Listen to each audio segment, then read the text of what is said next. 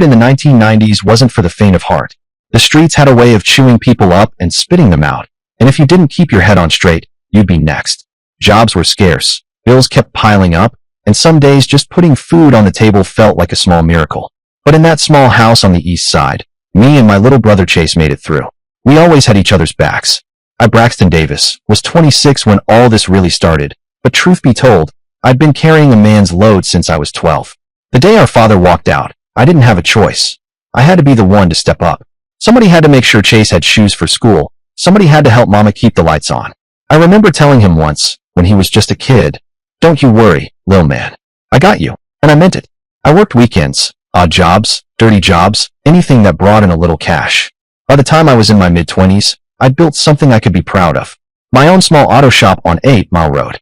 Nothing flashy, but it was mine. My hands were rough from years of turning wrenches, but I wore those calluses like a badge of honor. I ran my place the right way. Honest work, fair prices, treating customers like family. Folks knew they could trust me.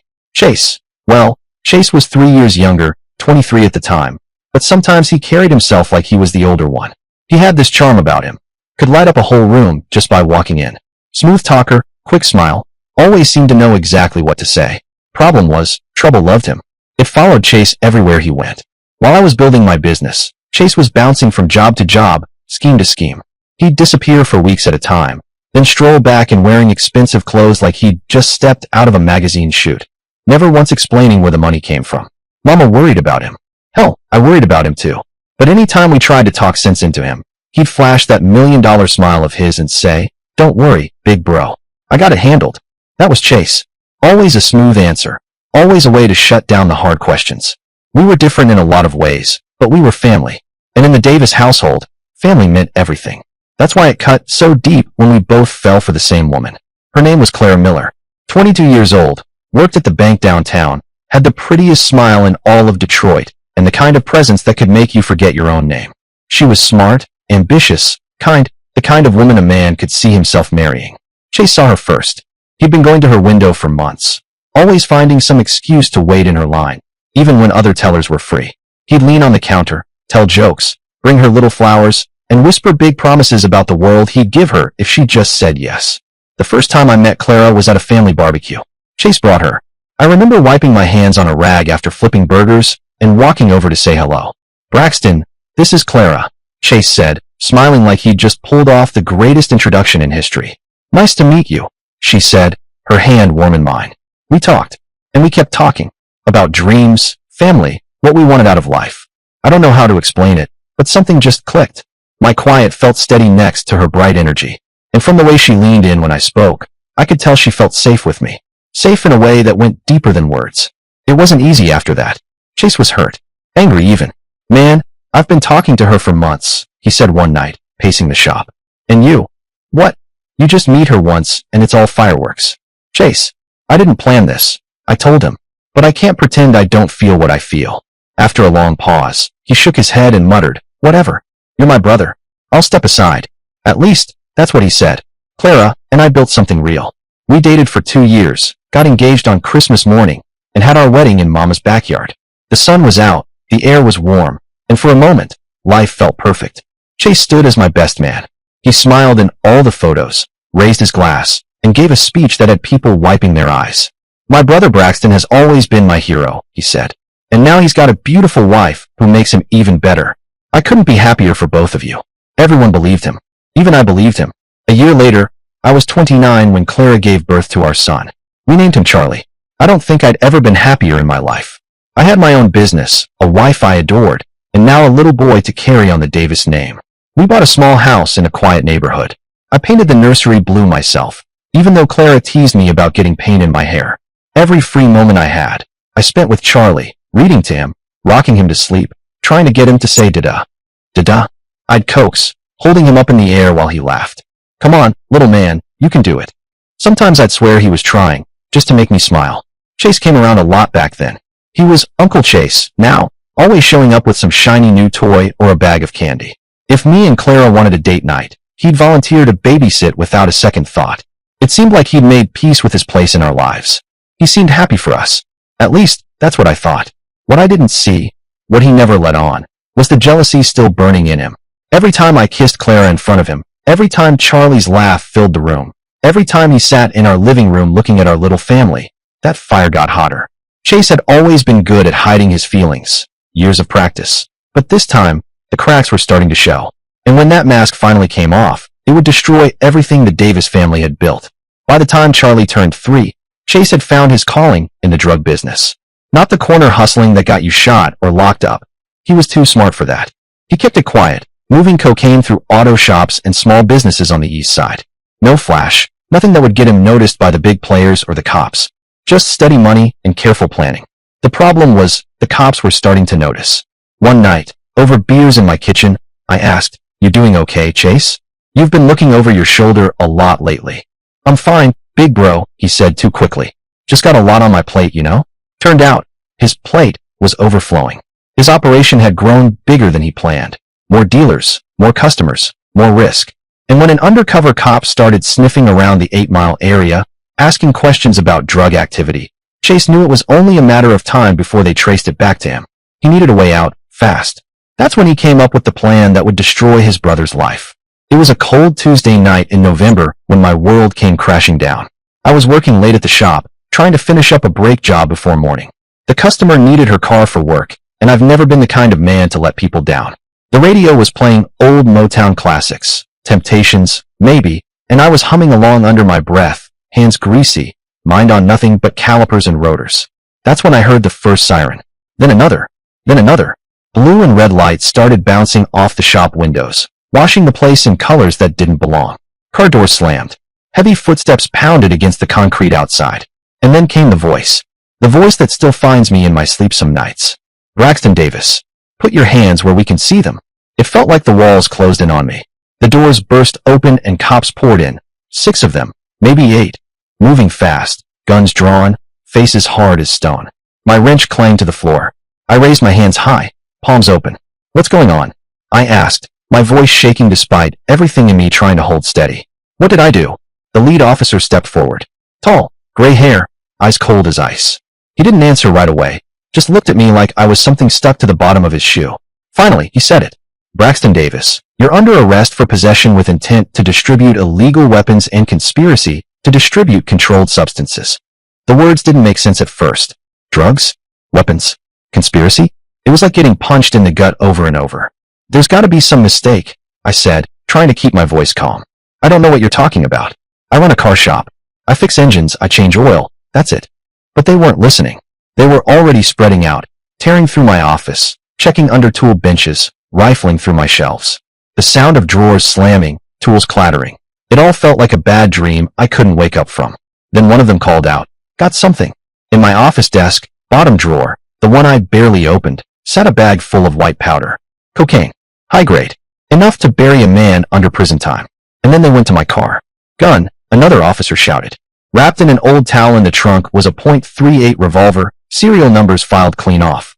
As if that wasn't enough, they opened a toolbox I hadn't touched in weeks. Inside, bundles of cash. 20 grand in small bills, the kind you hear drug dealers like to keep on hand. My knees buckled.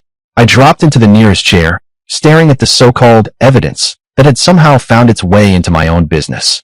This couldn't be real. This had to be some kind of nightmare. I've never seen that stuff before in my life. I whispered, my throat tight. Someone planted it. Someone set me up. The officers looked at each other and laughed, like I'd just told the oldest joke in the book. "Save it for the judge," one of them said, yanking my arms back and slapping cold steel cuffs around my wrists. "We got an anonymous tip 3 days ago about your operation. Been watching you ever since." "Anonymous tip?"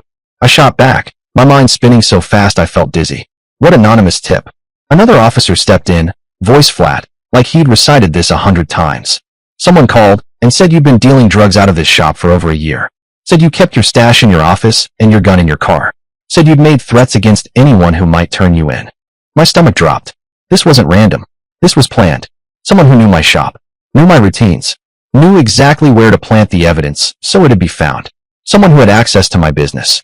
The next few hours passed in a blur. Fingerprints, photographs, questions that all sounded the same. I told them the truth over and over. I don't sell drugs. I don't own any guns. I have no idea how those things got into my shop. But nobody believed me. The evidence was too neat, too perfect. The cocaine was in my desk. The gun was in my car. The cash was in my toolbox. And on top of it all, there was that anonymous tip with a detailed breakdown of my so-called operation. It got worse. When they checked the shop's security cameras, they found the hard drive had been wiped clean 2 days before my arrest. Professional job, the tech guy muttered. Somebody knew exactly what they were doing. When I finally met my lawyer, a tired-looking public defender with bags under his eyes and a desk that looked like it might collapse under the weight of all his files, he didn't even bother sitting up straight before giving me the news. The state's offering you a plea deal, he said, flipping through papers. 10 years, but you'd be out in 7 with good behavior. 7 years. I could barely breathe. For something I didn't do? He shrugged. I still on the paperwork. If you go to trial and lose, you're looking at 15 to 20. The evidence is rock solid. Anonymous tip. Drugs in your possession. Unregistered weapon. 20,000 in cash. Wiped security footage. Jury's going to think you're guilty before the trial even starts. My advice, take the deal. I shook my head. I can't admit to crimes I didn't commit. I won't. So I decided to fight. The trial dragged on for 3 long weeks. The prosecutor painted me like some kind of kingpin, said I was running drugs out of my own shop, using honest work as a front for dirty money. They brought in expert witnesses who talked about the purity of the cocaine, the illegal modifications to the gun, and how wiping a security system that clean took skill. Every word they spoke chipped away at whatever hope I had left. My lawyer, God bless him, tried. He cross-examined, poked holes where he could, but it was like trying to hold back a flood with a bucket. Then came the anonymous tipster. They claimed to be a customer who had personally witnessed drug deals at my shop. They were allowed to testify by phone to protect their identity. Their voice was run through some kind of machine, so it came out deep and distorted. But the words cut deep. They described my operation in perfect detail, my work schedule, my habits, even that I kept personal items in certain drawers. Things you wouldn't know unless you'd been there, unless you knew me. And then, something hit me. The way certain words were pronounced. The rhythm of a sentence here, a phrase there. My stomach turned to ice. My blood went cold.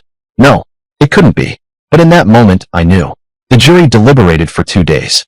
When they filed back in, I didn't even need to hear the verdict. Their faces told the whole story. Guilty on all counts. The judge read out my sentence. 10 years in state prison. I barely heard the words. My eyes drifted over the courtroom. Most of the seats were empty. Mama sat there, crying into a tissue like she was trying not to fall apart. Clara was next to her, pale as a ghost, holding little Charlie in her arms. He didn't understand any of it, just kept fidgeting, whispering Mama in her ear. And then my eyes found the back row. Chase, my little brother, sitting alone, watching me. At the time, I thought, at least he's here. At least he hasn't given up on me. I held on to that thought for a long time. Much later, I'd realized the truth. He hadn't come to support me. He'd come to watch his plan succeed. What I didn't know then was that within a week of my arrest, all drug activity in the 8 Mile area had mysteriously stopped. After my arrest, the whole thing with the undercover cops, it just vanished. No more raids, no more talk of ongoing investigations. The operation was quietly shut down, lack of activity, they said.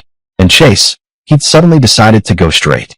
Got himself a job at a legitimate car dealership clear across town. A good job, too. Paid well, no questions asked about his past.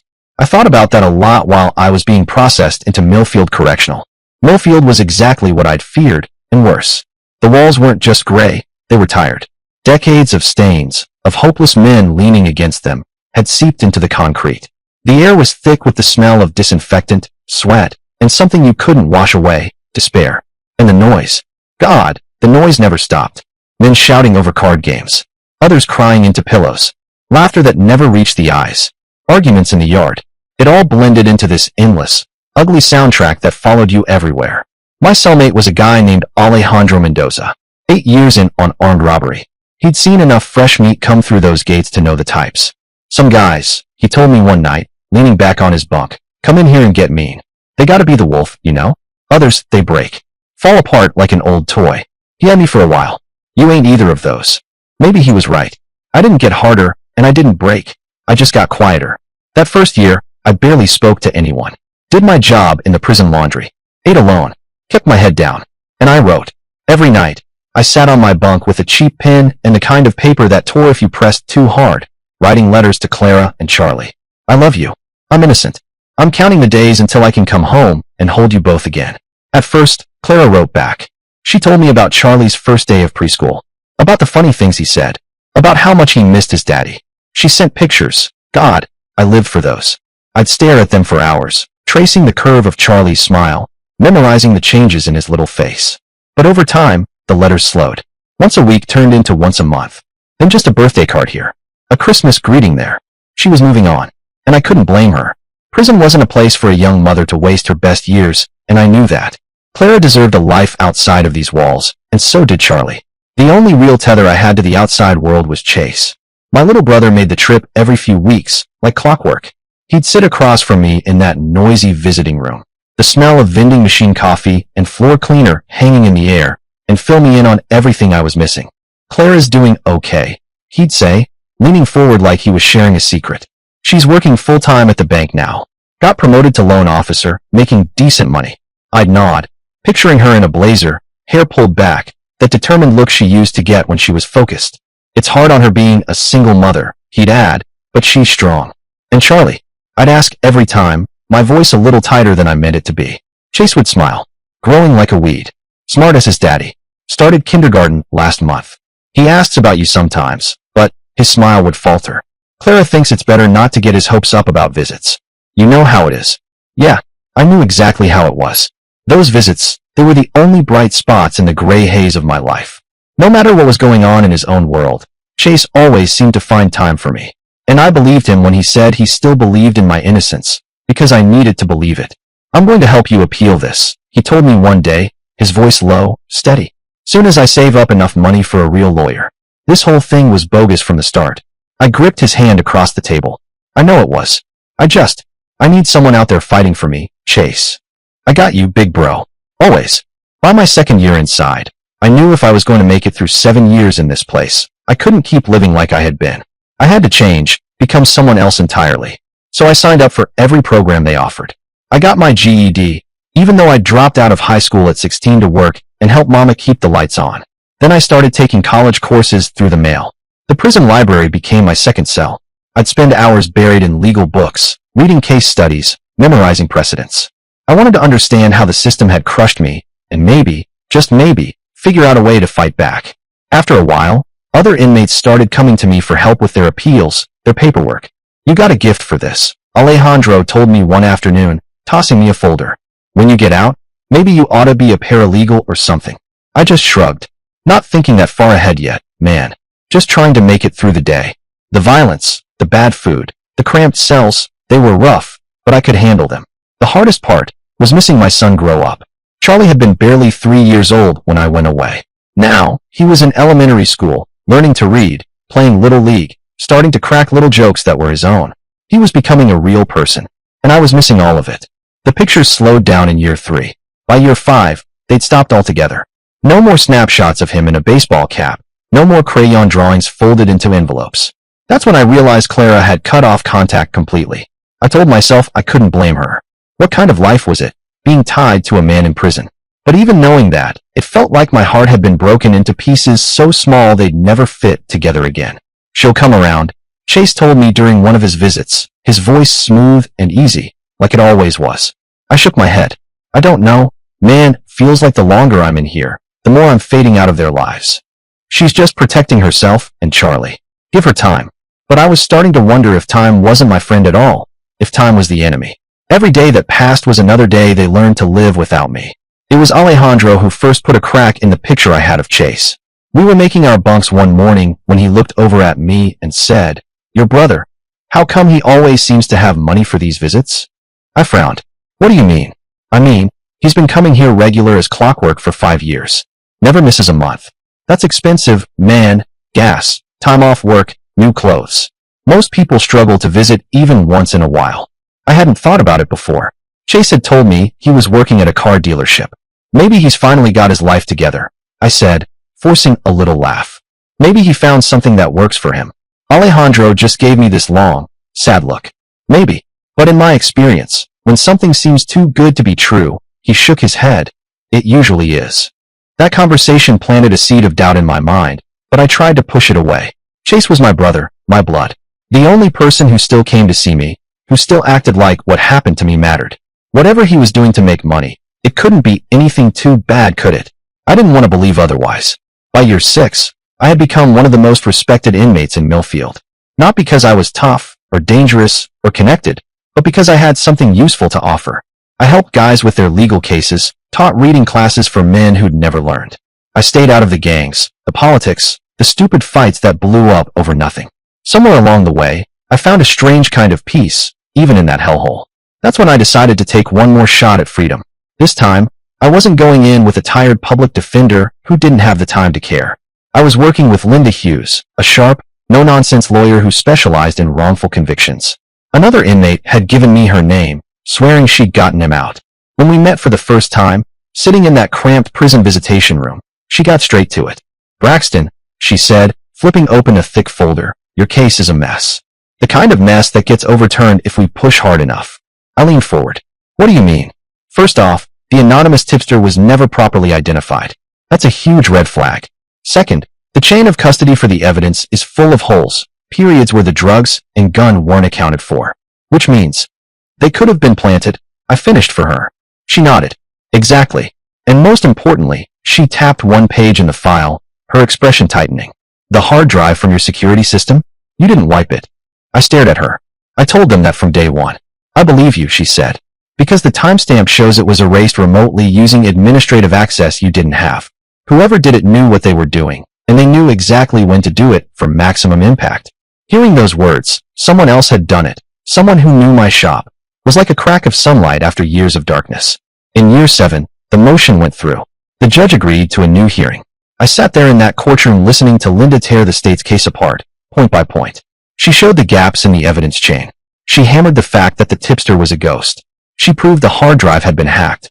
When it was over, 3 of the charges were dismissed outright.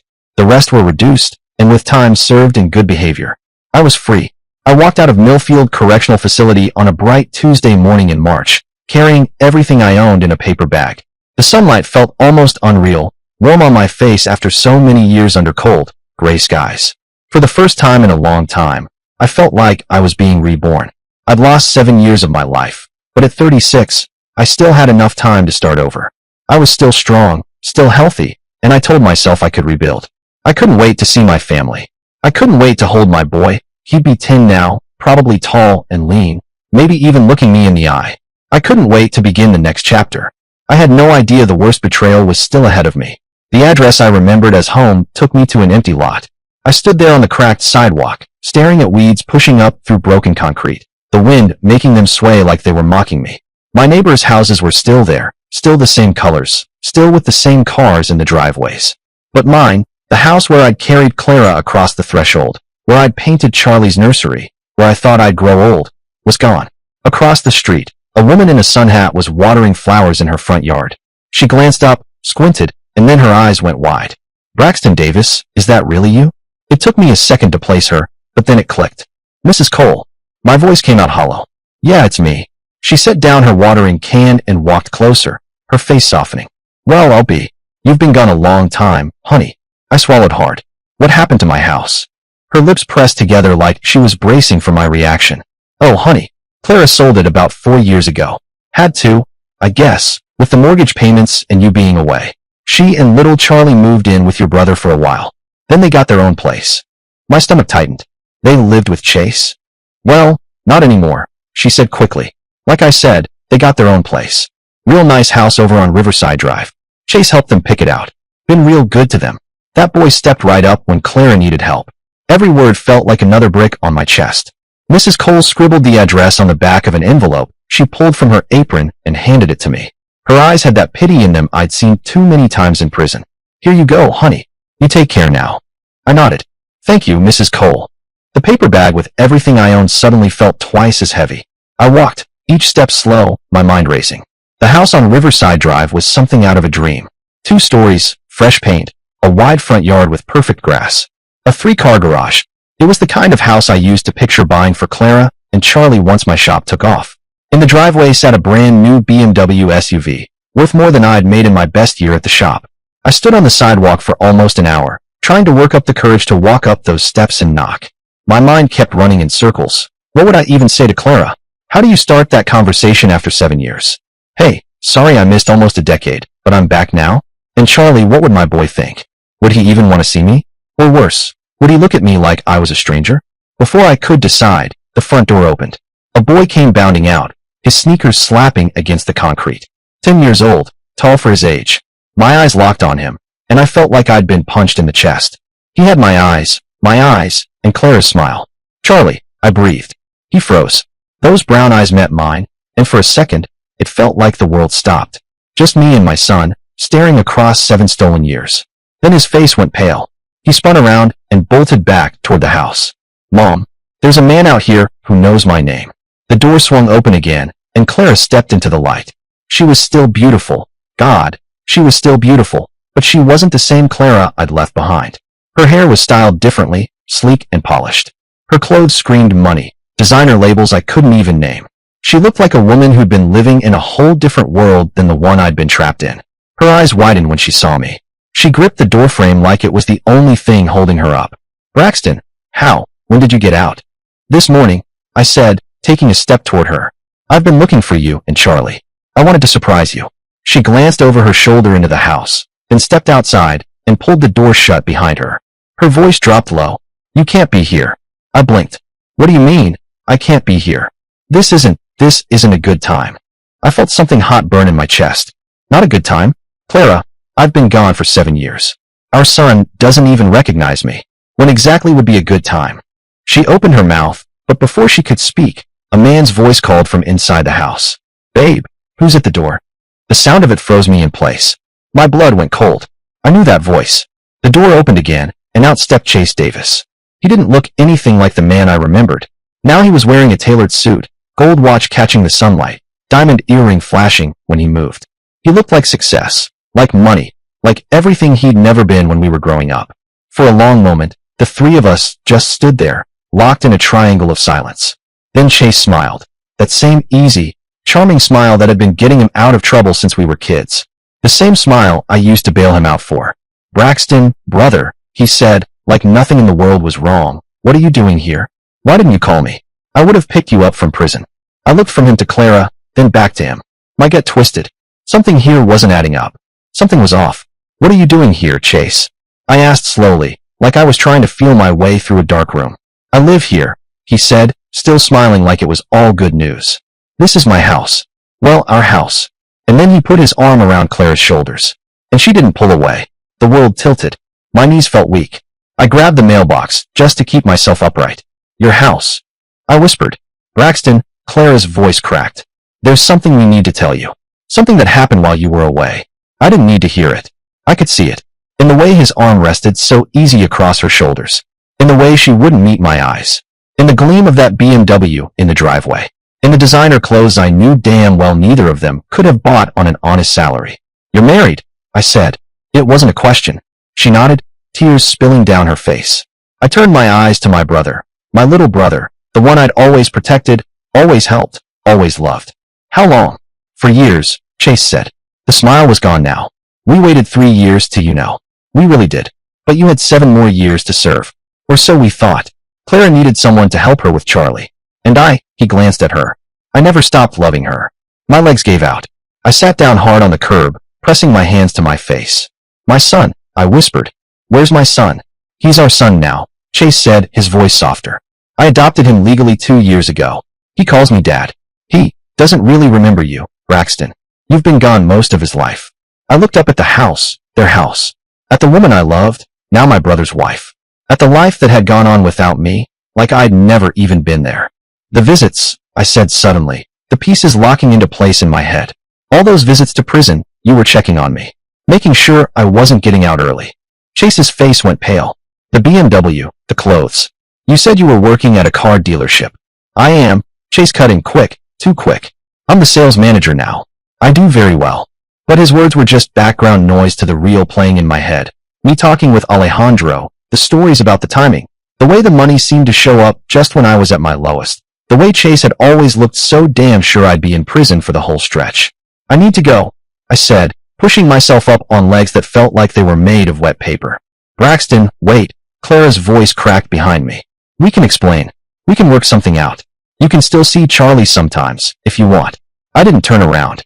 I just kept walking, my paper bag clutched tight to my chest like it could shield me from everything I'd just heard. I walked for hours through Detroit streets, past houses I used to know, past corners that still smelled like exhaust and frying grease, past the ghosts of the life I thought I'd get back. I didn't care where I ended up. Every step just pounded the same truth deeper into me. Everything I dreamed about in that cell, every scrap of hope I'd held on to for 7 years, was gone. By nightfall, my feet carried me to Jimmy's bar without me even deciding. I slid into the corner booth, the one I used to claim after long days at the shop. Jimmy didn't ask questions, just brought me a beer. I sat there nursing it, staring at the foam, trying to untangle the knot in my chest. When I finally stepped out into the cold, my breath clouding in the streetlights, one thought kept looping in my head like a song I couldn't turn off. My own brother stole my life. And somehow, some way, I'm going to find out just how deep this betrayal runs. I found a room that night at a weekly motel on the edge of the city. It was the kind of place people end up when every other door has slammed shut.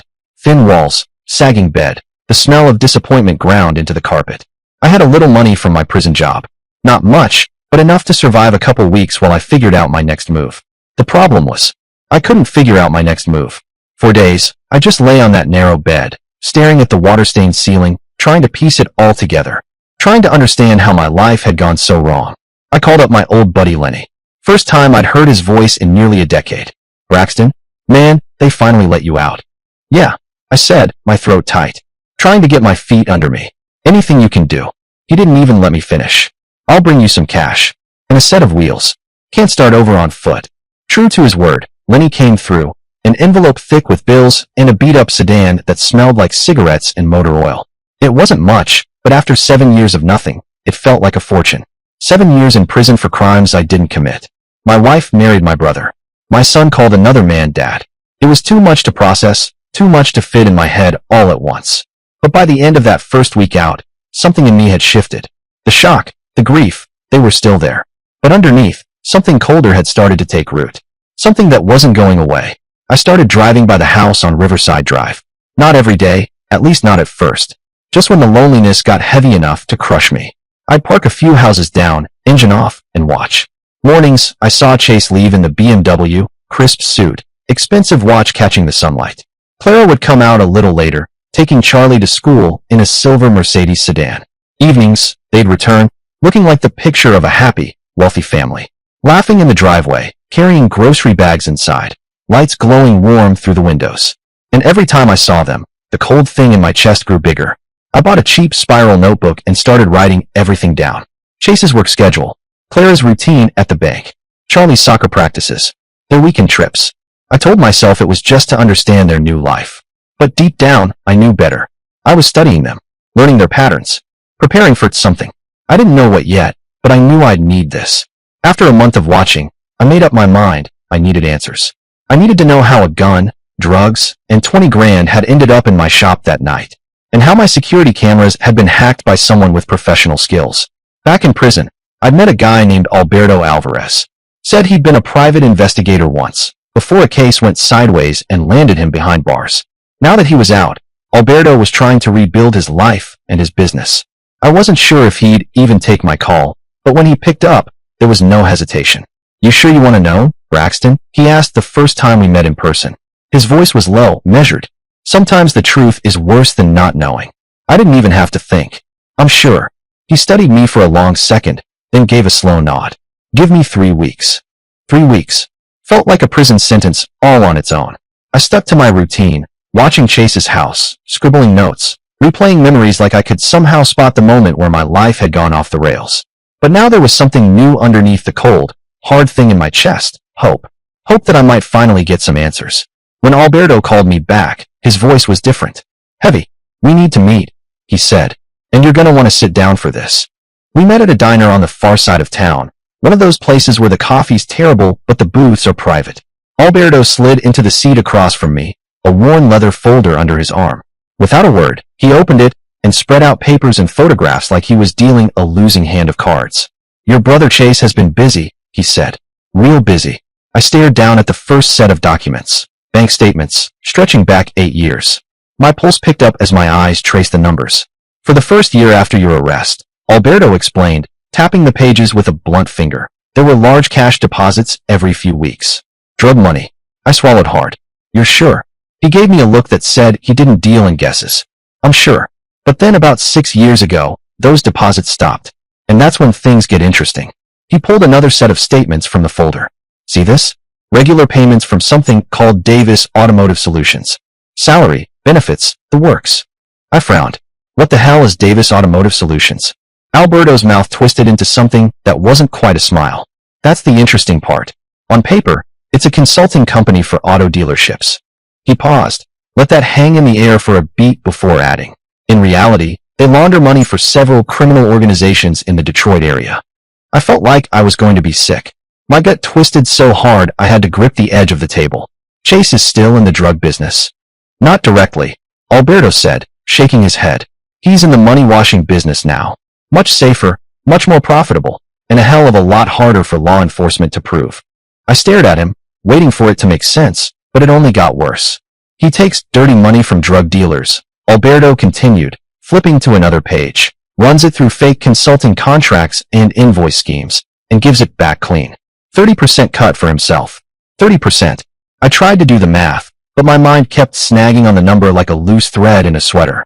Alberto pulled out more documents, this time with neatly highlighted rows. Financial records. Davis Automotive Solutions has processed over $2 million in the past 6 years. My mouth went dry. $2 million. He nodded. Chase's cut. Over $600,000. I leaned back in the booth, feeling like the air had been sucked out of the room. That's how he afforded the house, I said quietly. The cars. The lifestyle. Alberto's face hardened. That's just the beginning. He slid over a police report, dated exactly 1 week before my arrest. Undercover operation targeting drug activity in the 8 Mile area. They were getting close to identifying the person running the distribution network. I felt my chest tightening. Chase.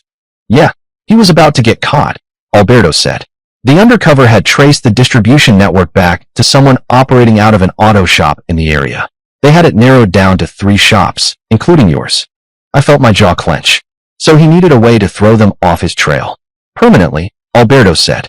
That's when he pulled out the real gut punch, phone records. My own brother's phone number, lined up with calls to the police tip line. These, Alberto said, tapping the page, were made from burner phones he bought with cash. He didn't just plant evidence in your shop, Braxton. He called in the anonymous tip himself. Used voice distortion software he bought online. The same software he used when he testified against you at trial. I stared at the phone records, but the numbers were blurring, swimming in front of my eyes. My voice was hoarse. What about Clara? Did she know? Alberto's expression told me I wasn't going to like the answer. There's more. Much more. Clara had been in contact with Chase for months before your arrest. Alberto laid out the next set of papers, his tone calm, but edged with steel. Text messages. Deleted, but recovered from the phone company. I leaned forward, my stomach in knots. They show Chase telling Clara you were in financial trouble, he said. That the shop was failing. That you might have to turn to illegal activities to save the house. I gripped the table. He was setting me up. Alberto nodded. He was planting the seed. Getting her used to the idea that you might be involved in something criminal, so when you got arrested, it wouldn't be a surprise. I finished for him, my voice flat. Exactly. I sat there, hearing Clara's voice in my memory. Those small moments when she'd asked if everything at the shop was okay, if I was sure we were fine financially. At the time, I'd brushed it off as worry. Now I saw it for what it was, preparation. But Alberto wasn't done. He slid one last piece of paper toward me. This, he said, is the most devastating. It was a name, Ezekiel Ruiz. He's the real anonymous tipster, Alberto explained. Arrested on drug charges 2 weeks after your trial. He told police that Chase Davis paid him $5,000 to claim he'd witnessed drug activity at your shop. My head jerked up. He admitted it? Yeah, he was going to testify at your appeal. Admit that he lied under oath. But then, Alberto's voice dropped. He died in a car accident last year. Lost control on a straight, dry road, on a clear day. I stared at him. A convenient accident. Very, he said. I couldn't speak. The silence between us was heavy, pressing down on my chest. Alberto's next words were almost reluctant. There's one more thing. I braced myself. What? Your son, Charlie. Alberto's eyes held mine. They didn't just tell him you were in prison. They told him you died in a prison fight 3 years ago. As far as he knows, his biological father is dead. The words hit me like a crowbar to the ribs. My mouth went dry, my ears ringing. That's the final blow, I managed. My voice cracked. I shoved back from the booth, stumbled outside, and doubled over in the parking lot. The beer and the rage came up in one violent rush. When I was done, I wiped my mouth with the back of my hand and sat in my car for 2 hours, The folder Alberto had given me lying on the passenger seat like a bomb. I just stared at it, unable to open it again, unable to look away. Everything I had believed about my life, my family, my imprisonment, it was all a lie. I hadn't been the victim of bad luck or a broken justice system. I had been the victim of the most elaborate betrayal imaginable, orchestrated by my own blood with the help of the woman I loved more than life itself. Alberto leaned back, eyes scanning me like he was measuring how much more I could take. "There's something else in the folder," he said. "Saved it for last." I took it from him with hands that didn't feel like they belonged to me anymore. Inside were more financial records, numbers, contracts, wire transfers. I flipped through them, trying to make sense of it. "He's expanding," Alberto explained. "Negotiating with bigger players in the drug trade. Profits will be enormous." I looked up sharply. "And the risks?" Alberto gave a humorless chuckle. "If he gets caught now, we're talking federal charges. 25 to life kind of charges. The safe, small-time stuff isn't enough for him anymore. He wants to run with the big boys." I stared at the papers again, my jaw tightening. It wasn't enough for Chase to take my wife, my kid, my freedom. He'd used my life, used me, as the foundation for something even bigger. He wasn't just living off my betrayal. He was building an empire on top of it. By the time I drove back to my motel that night, that cold thing inside my chest had changed. It wasn't just cold anymore. It was winter in my bones, ice in my veins. For 7 years in that cell, I had dreamed of getting my life back. That was the thing that kept me breathing. But now I knew the truth. My old life was gone. Forever. Burned down to the ground by my own brother and the woman I'd trusted with everything. Maybe I couldn't rebuild what I'd lost. But maybe, just maybe, I could make sure they got what they deserved. That night, lying on that narrow bed with the hum of the broken heater in the background, I started planning. Not to rebuild. Not to forgive. To end them. 6 months of planning. 6 months of watching. 6 months of waiting. In that time, the ice in my veins froze solid. I learned everything about their lives, every detail. Chase still ran his money laundering operation from a respectable-looking downtown office, but most of his real business went down in the home office at their Riverside Drive house. Clara had climbed the ladder at the bank, senior loan officer now. Good money. A perfect resume. And Charlie. Charlie was in 5th grade, smiling in a soccer jersey on Saturdays, laughing with friends after school. He looked happy, normal, like a kid who had no idea his real father was alive. They looked like the perfect family. But I knew the truth. I knew what they had done to me, what they had stolen from me, and how they had built their happiness on the complete destruction of my life. The plan was simple. May 15th, their 4th wedding anniversary. I didn't even have to check the date anymore. I'd memorized their routine over the past year. They always did the same thing. Dropped Charlie off at Clara's sister's for the night, dinner at Romano's, then back home for their private celebration. I knew every step. Every time. That morning, I drove to see Marcus on the south side. His pawn shop smelled like old wood, oil, and 100 bad decisions. He didn't even blink when I told him what I needed, a .38 revolver. The same kind they planted in my car 7 years ago. He pulled it from the case, heavy and cold in my hand. "You sure about this, Braxton?" he asked quietly. "Once you walk out that door with that piece, there's no taking it back." I just nodded. Been sure for months. No more words. Just the exchange, cash for steel, and Marcus looked the other way. That afternoon, I sat at the motel desk and wrote 4 letters. One to Mom, telling her why I was about to do what I was about to do. One to Charlie, telling him the truth, about who his real father was, why I'd been gone, and what had really happened. One to the police, laying out every shred of evidence Alberto had dug up about Chase and Clara's betrayal. And one to Alberto himself, thanking him for giving me the truth and asking him to make sure the other 3 letters reached the right hands. I sealed each one, lined them up on the dresser, and left them there. Then I drove to Riverside Drive and waited. At exactly 6 o'clock, they pulled out of the driveway, right on schedule. I followed at a distance, headlights low, watching as they pulled into Romano's parking lot. That restaurant. Clara used to meet me there when we first started dating. Same table by the window. Same smile across the candlelight. Back then, I'd thought we'd grow old together, that anniversaries would mean something. I sat in my car for 2 hours, engine off, watching the entrance. When they finally came out, they were laughing and holding hands like they were still in their 20s, like none of this had ever happened. That cold rage I knew so well wrapped around me like a blanket. But tonight, there was something else. Something I hadn't prepared for. Clara was pregnant. I saw it in the way she moved, slower, careful. In the way Chase's hand stayed on her lower back like she was glass. And in the way she shook her head at the glass of wine the waiter had offered. She was maybe 4 or 5 months along, just starting to show. They were having another baby. Another piece for their perfect little stolen family portrait. I sat there in the driver's seat, watching their taillights fade, and felt something deep in my chest give way. Not my resolve, that was iron, unshakable, but something else. The last splinter of hope I'd been keeping in some hidden corner, the one that whispered maybe this could all still be undone. Now there'd be another child. Another innocent life born out of the ruins of mine. I followed them home, same as I'd done for months. But tonight, when I parked a few houses down, I didn't just sit there. I got out.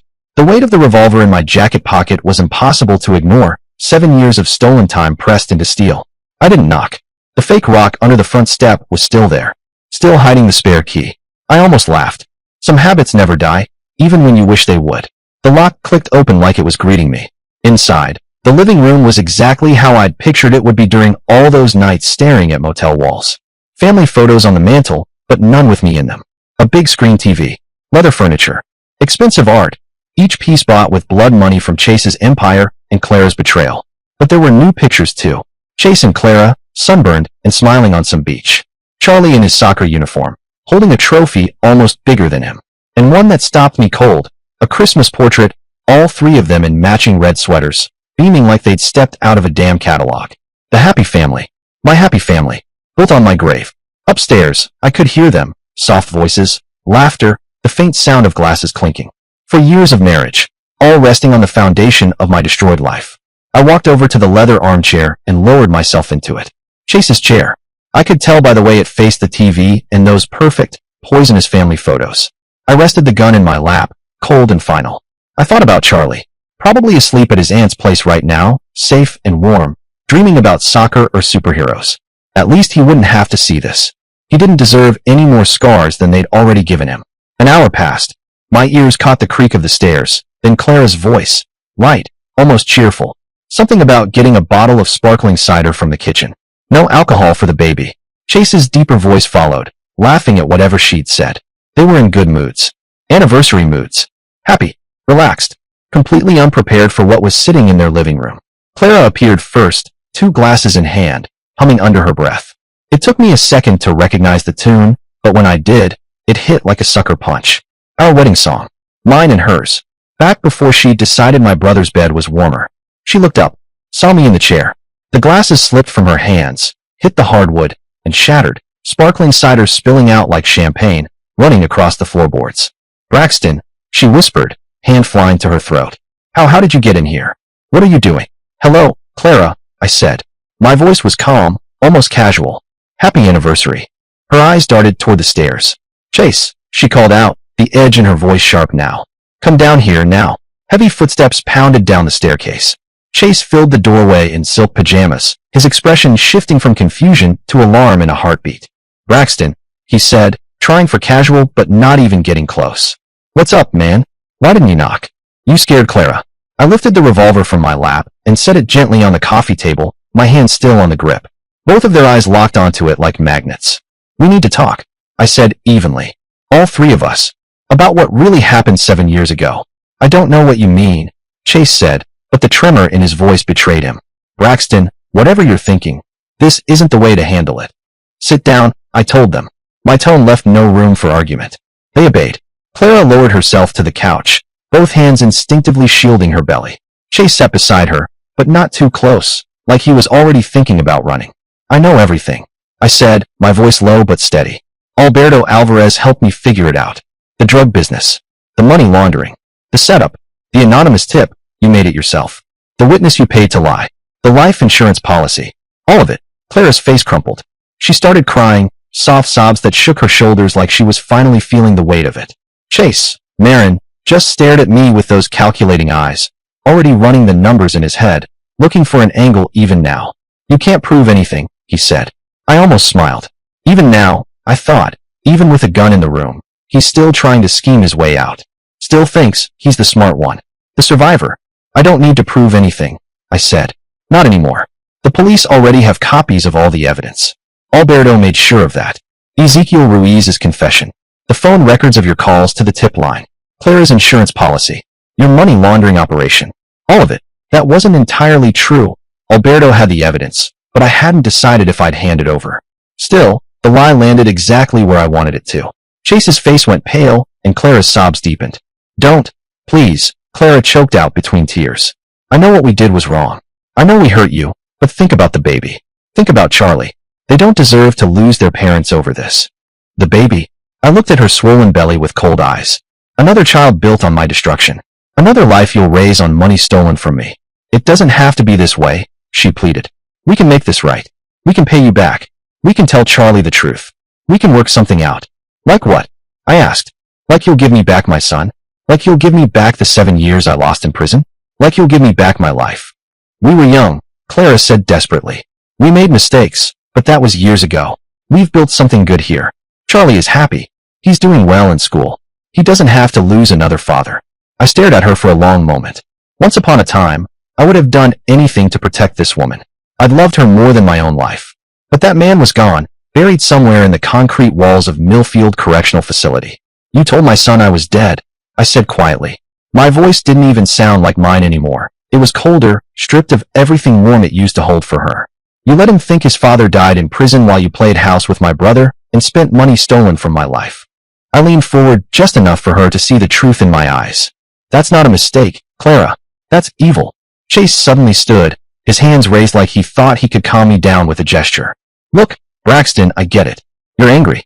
You have every right to be angry, but killing us isn't going to bring back those 7 years. It's just going to take away the rest of your life. And what about our kids? What about Charlie and this baby? You kill us and they're orphans. I laughed, a hollow, humorless sound that made Clara flinch. My kids? Charlie thinks I'm dead. This baby will never even know I existed. What exactly do I have left to lose? Your freedom, Chase said quickly, desperation bleeding into his voice now. Braxton, you just got out of prison. Don't throw that away. Don't let us destroy your life twice. I picked up the gun and stood slowly, deliberately. The metal felt solid, certain, in my hand. Both Clara and Chase shrank back against the couch like the air between us had suddenly turned poisonous. You already destroyed my life twice, I said, my voice like ice. First when you framed me and sent me to prison. Then when you stole my family while I was gone. This isn't about destroying my life. This is about ending yours. Please, Clara whispered, tears streaming down her cheeks, her voice shaking as she tried to reach for something in me that no longer existed. Think about what you're doing. Think about who you used to be. You were a good man, Braxton. You were kind and gentle and loving. Don't let what we did turn you into something you're not.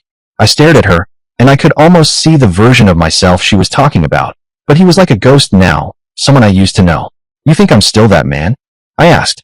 You think 7 years in prison for crimes I didn't commit didn't change me? You think discovering that my own brother and wife destroyed my life didn't change me? I stepped closer, letting the shadow of the gun fall across both of them. That man you're talking about is dead. You killed him.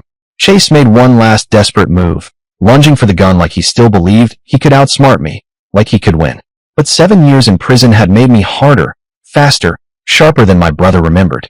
I stepped aside with ease, the motion automatic, and brought the gun up to his chest.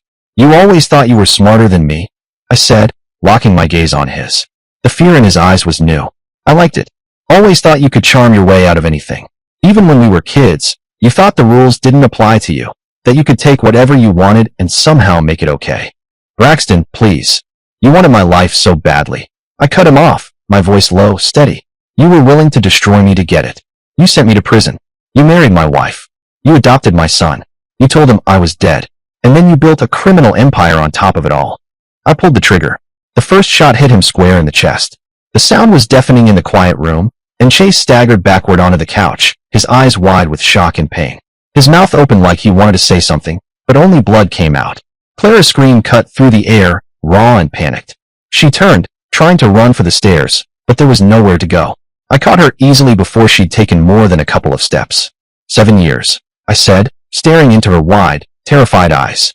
7 years of my life gone because of what you two did to me. And you built a whole happy family on top of my grave. I'm sorry, she sobbed, her hands instinctively covering her swollen belly. I'm so sorry. I loved you, Braxton. I really did. But you were gone, and I was so lonely, and Chase was there, and he told me you might never get out and he had money. Dirty money. I finished for her, my voice sharp as glass. Don't forget that part. You didn't just betray me for love, Clara. You betrayed me for money. Please, don't hurt my baby, she whispered, shaking. Please. The baby never did anything to you. My baby, I said quietly. I let the words hang there, heavy. You mean my baby? The one you're carrying in the house you bought with money stolen from my life? The one you'll raise to think I never existed, just like you did with Charlie? The second shot came quicker, almost reflex. Clara dropped beside Chase, her body folding in on itself, her hand reaching for him even as the light left her eyes. Husband and wife, side by side. Like it was some grand love story, not the ugly truth it really was. I stood there in the living room of the house that should have been mine, looking at the bodies of the people who should have been my family. The grandfather clock ticked steadily in the hallway, an indifferent metronome to the silence that had swallowed the rest of the house. On the mantel, the Christmas photo caught my eye, the one with all of them in matching red sweaters.